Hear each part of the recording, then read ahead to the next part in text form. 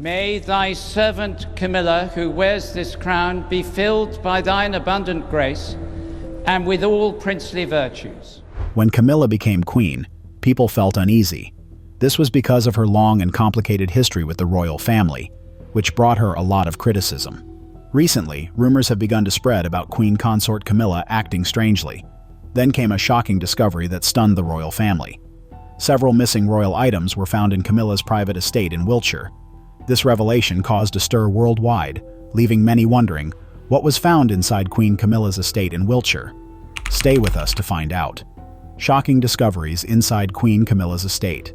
In 1996, Queen Camilla bought Ray Mill House in Wiltshire, believing it would be her private getaway after her divorce from Andrew Parker Bowles. This estate has always been a place for her to escape the pressures of royal life. It holds many special memories for her, such as her daughter Laura Lopes's wedding in 2006 and her recent 78th birthday portrait. For years, Ray Mill was known as Camilla's sanctuary. However, things changed unexpectedly. Recently, during a charity reception at Ray Mill to support children's education, a new staff member found a royal item on the floor in one of the rooms. She thought it was just an ornament and placed it on the dresser for the housekeeper to notice later. She did not realize it was a valuable item once belonging to Queen Elizabeth II. Later, Queen Camilla entered the room with Princess Anne for a private talk. Although their relationship has been distant, the reason for their meeting is unclear. Suddenly, Anne accused Camilla of stealing and wanted to know why the heirloom was at Ray Mill. Camilla tried to calm her down, aware of the guests and staff around them. However, Anne continued to shout, calling Camilla a thief. Just then, a security guard entered the room. Anne warned Camilla never to touch anything that belonged to her late mother and said that she would never be seen as a true queen even if Camilla wore the crown. Anne left the room as Prince William walked in. He had been called by a guard who heard the argument upstairs. Camilla and William barely spoke, and he left the room in less than 30 seconds. The day continued as planned, but it was clear that King Charles looked different after hearing the news. The royal family is known for keeping secrets. During a recent event, no one spoke up until the end. Later, a family meeting occurred inside the estate where Princess Anne loudly shouted at Camilla, even after King Charles asked everyone to stay calm. No one outside the room knew what happened, but reports said there was a quiet search of Camilla's Ray Mill house to find more royal items. Ultimately, nothing else was found. Many still believed Camilla had hidden the items elsewhere after the brooch was recovered. This discovery made the conflict between Queen Camilla and the rest of the royal family even worse, especially for Princess Anne. Anne has never liked Camilla, and their dislike has increased over several years. They have clashed before, with Charles often trying to ease the tension. Their issues began with Andrew Parker Bowles. In the early 1970s, Anne and Andrew were romantically involved. They were lovers for a while, but marriage was not an option because Andrew was Catholic, and the royal family had strict rules about such unions. Andrew later began a serious relationship with Camilla and married her in 1973. Still, it is said that Anne and Andrew remained close and may have continued their relationship even while he married Camilla.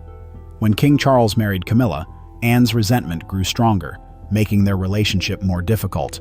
The death of Queen Elizabeth II changed the structure of the British monarchy. Charles became king, and Camilla officially became Queen Consort. This title change was significant for Camilla, who has always wanted a respected role in the monarchy. However, Anne had to respect the crown and her mother's wish on her 75th birthday, for Camilla to be crowned as Queen Consort beside Charles. But after the coronation, Anne was shocked. During the banquet, King Charles announced that Camilla would not be called Queen Consort, but simply Queen. This surprising announcement changed the mood of the celebration. While Camilla smiled and received congratulations, Anne spoke out against the title change, saying it went against her mother's wishes. Her mother had expected Camilla to be called Queen Consort only. Anne expressed anger, saying they were not honoring the Queen's wishes. Others agreed with Anne, and whispers started to spread. Princess Anne declared that Camilla would never be seen as a true queen, regardless of her title or being next to King Charles. To Anne, a true queen would not take items from the royal vault for herself.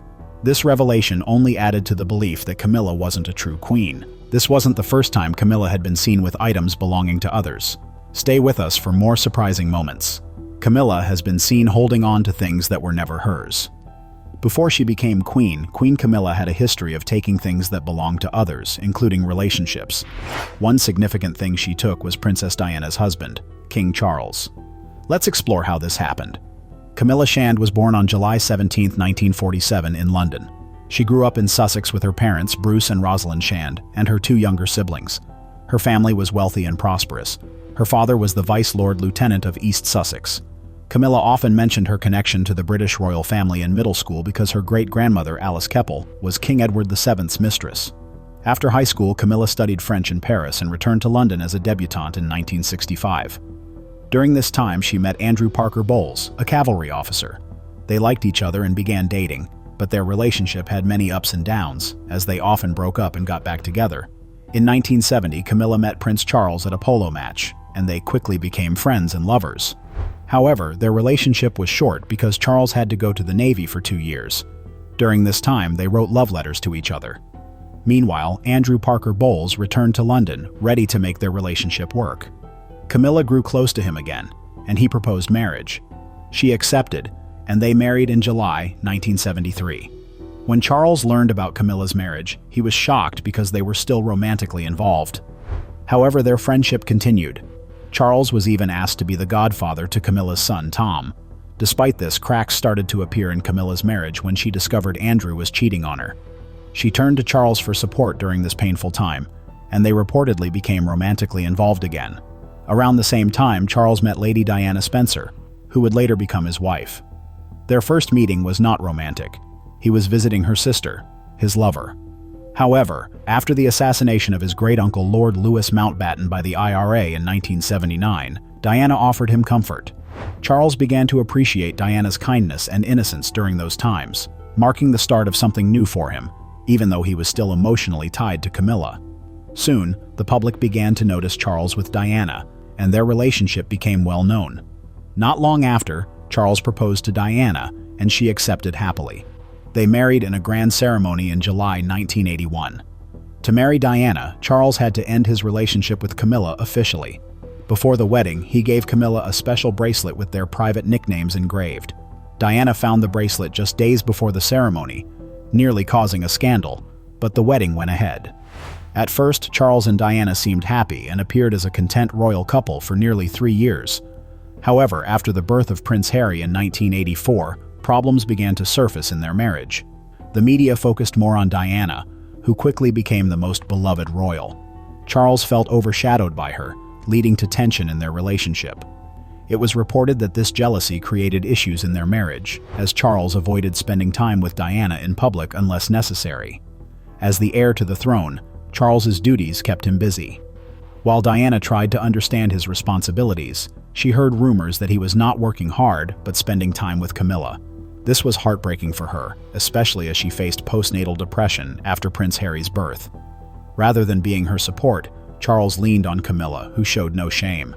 She ensured he spent less time with his family and more with her, positioning herself as his mistress, just like her great-grandmother Alice Keppel had been to King Edward VII. For Camilla, being a mistress was not the ultimate goal. She aimed for more. Her presence became a problem in Diana's marriage. Charles often retreated to Highgrove Estate, near Camilla's home, for secret meetings. Diana began to see the signs that her friends had warned her about regarding her husband's affair, yet she felt trapped. Confronting Charles could cost her everything: her marriage, reputation, and custody of her sons, William and Harry. Consequently, she remained silent, enduring the pain and betrayal. Eventually, Diana became a shadow of herself, all because of Camilla's interference. Diana did something unexpected and shocking in this moment of loneliness and betrayal. Diana exposes Queen Camilla. Diana watched for years as Camilla's presence hurt her marriage. She also saw that Charles didn't try to hide their relationship. He knew she wouldn't reveal what was happening. Diana dealt with Charles's cheating and acted like a perfect couple in public. But behind closed doors, she was in pain. Frustrated, she decided to share the truth about her marriage safely. Diana chose to tell her story through writing. She contacted her close friend, Dr. James Colthurst, who introduced her to author Andrew Morton. Morton wanted to write her story, but couldn't meet in person because Diana needed to stay anonymous. Instead, Diana began recording secret tapes about her struggles, her pain, and her life in the royal palace. For months, she kept this a secret until June 1992, when Morton's book, Diana, Her True Story, was published. The revelations shook the world. People were shocked to learn that the Princess of Wales was suffering in silence, stuck in a loveless marriage and betrayed by her husband's devotion to another woman. The royal family quickly held an emergency meeting and asked Diana if she had worked with Andrew Morton on the book. Diana denied any direct collaboration and insisted she hadn't spoken to him. This denial led the palace to threaten Andrew Morton with a libel lawsuit. However, on December 9, 1992, it was announced that Diana and Charles were officially separating. Many believe this decision came after realizing that Diana did help with Morton's book through secret tapes. The palace also stated that the couple was not getting divorced. The separation gave Charles and Camilla more freedom to continue their relationship, even though the Queen disapproved. Charles was no longer a child but a grown man who could do as he pleased. In 1993, the monarchy faced one of its biggest scandals, the infamous Tampon Gate scandal. This embarrassing situation started when a transcript of an intimate phone call between Charles and Camilla was leaked. In it, Camilla giggled as Charles joked about wanting to live inside her trousers, even as a tampon. The words were crude and shocking, leaving the British public stunned that their future king spoke that way. This scandal embarrassed the royal family and put them under intense scrutiny. While it shamed Charles, it earned Diana more sympathy from the public. People began to believe that what she had said in Morton's book was not lies, but an honest reflection of her painful marriage, as her husband was deeply involved with another woman. Even after the scandal, Charles and Camilla did not break up. Their affair continued despite the backlash. Around this time, Charles gave an interview where he admitted to being unfaithful to Diana, but he claimed it only happened after their marriage had already broken down. His words seemed to soften the damage, but they only made Diana's heartbreak more public. Then, in November 1995, Diana made her own shocking revelation. She appeared in a live BBC Panorama interview with journalist Martin Bashir. Millions tuned in to see Diana speak openly about her pain. She claimed, "There were 3 of us in this marriage, so it was a bit crowded." She directly named Camilla Parker Bowles as the 3rd person who had damaged her marriage. Diana talked about her efforts to save her marriage and even begged Camilla to leave her husband alone, but Camilla refused. The interview was shocking and unforgettable. This interview marked a crucial turning point in Diana and Charles's troubled relationship, which eventually led to their divorce in 1996. After the split, both began new lives under the public eye. Charles started a visible relationship with Camilla Parker Bowles, while Diana was linked to Dodi Fayed, an Egyptian film producer. Tragically, in August 1997, both Diana and Dodi were killed in an accident in Paris, shocking the world.